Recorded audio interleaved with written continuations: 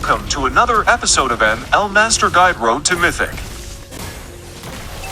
In this video, we are going to talk about 10 things that you must avoid as a mid laner. These information are mostly for beginners, but even if you are an experienced player, there might be infos that could help you increase your win rate and rank up faster, even reach Mythical Glory Rank. Before we start, please do not forget to like and subscribe to our channel.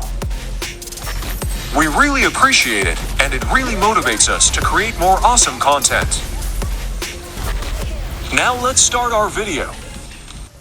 Number 1 on our list, not helping the jungle hero. This does not mean that you need to follow the jungle and help them clear jungle minions. That would be very counterproductive.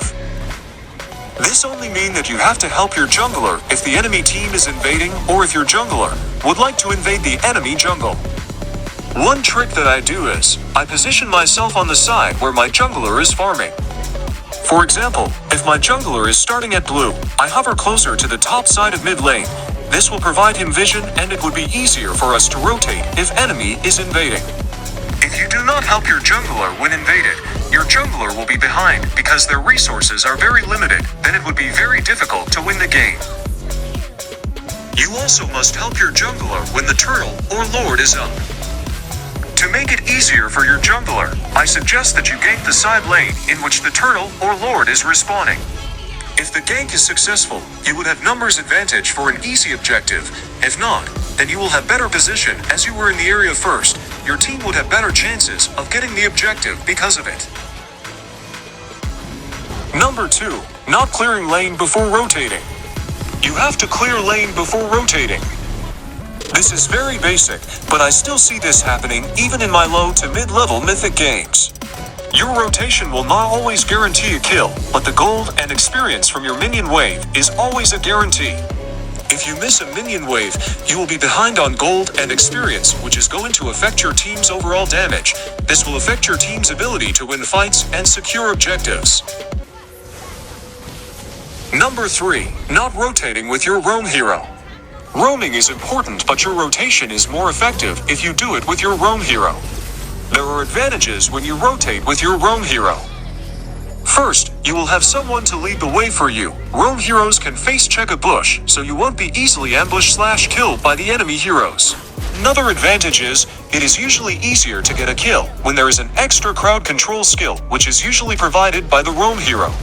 I suggest that you follow your roamer when rotating, or you must communicate/ping to let your roamer know which lane you want it to gank. Next on our list is, not pinging when the enemy mid laner is missing. You must always let your team know whenever your lane opponent is missing in lane. It is okay not to know the location of your lane opponent, but it is unacceptable if you do not let your team know if they are not in your lane.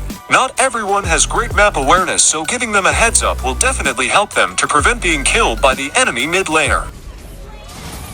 Number 5 is, staying in the side lane. Rotating/ganking is very important, but it is also important to know when to rotate back into your lane. This will prevent you from missing out on mid lane's EXP and gold. After a failed gank, I usually return to my lane, unless we are in a great position to dive for a kill. If there is no potential for a dive or kill, it would be counterproductive if you stay in lane and take half of your side laner's gold and experience. It will make your side laner behind in their lane matchup, and they could potentially lose and feed in lane because of it. Number 6 is, clearing side lane when your side laner is dead. Sometimes, ganking doesn't play out as planned and your side laner died before you even arrive in their lane. If the lane equilibrium is balanced or if the minion wave is equally in the middle of the lane, do not clear it. You will gain advantage if you clear it, but your side laner will be more behind. They are already behind because they died, so if you take their minion, it will put them in an even worse position. You can only clear it if it is about to hit your turret, or if your minion wave is larger than the enemy wave, which means it will naturally push the lane.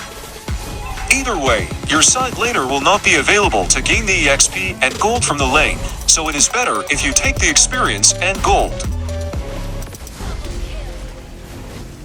Number 7 is probably the most important, which is not subscribing to an MasterGuide Road to Mythic.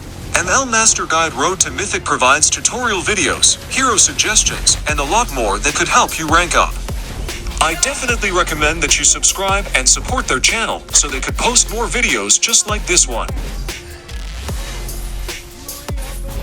Number 8 in our list is staying in front of the team. Mid-match heroes are usually squishy and easily burst down, so why do you want to make it easier for the enemy team to kill you? You should never be in the front of the team during team fights or when entering a bush, especially in the late game. I recommend that you let your roamer go in first, and you should be one step behind the team, so you won't get easily burst down. Remember, most of the time, mid laners are the only source of area of effect magic damage for the team, so you cannot die first during or before team fights. At number 9, split pushing. Most heroes in the mid lane do not have great wave clear and their auto attack damage is almost zero, so I do not get why in some of my games, I see mid heroes split pushing instead of grouping up with the team. Mid laner's main role in the game is to dish out area of effect magic damage in team fights, so if they are split pushing, your team is at a disadvantage if ever a team fight starts. Besides, if your mid is in the side lane, they will become an easy target for the enemy team. They are also not great at 1 versus 1, especially if they are up against a fighter, so there is really no reason for them to split push. If there is no one defending the side lane turret, it is okay if you defend it, but always rotate back to the team after clearing the wave. Last on our list is saving your ultimate skill for a kill or not using your ultimate often. Most mid heroes rely on their ultimate skill, so they should definitely want to make it count.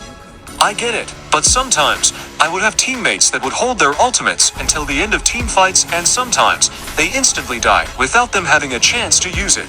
Remember, most ultimates have a cooldown of 25 seconds or even less, so do not be afraid to use it. Use it whenever you think it is necessary. You can even use it to clear waves or steal enemy jungle camps with it. If you want to be better as a mid laner, you should avoid doing these 10 things we listed, and you will definitely rank up easily. And before we end our video, here is the question of the day. Which among the 10 things we listed in this video you hate the most and why? Let us know down the comments section below. I hate everything in this list, but for me, it is when my mid laner stays in the side lane for too long. Because it has a lot of negative impact on your team, your side laner will be gapped in EXP and gold, plus your jungler would have a harder time to secure neutral objectives because the mid laner is in the side lane.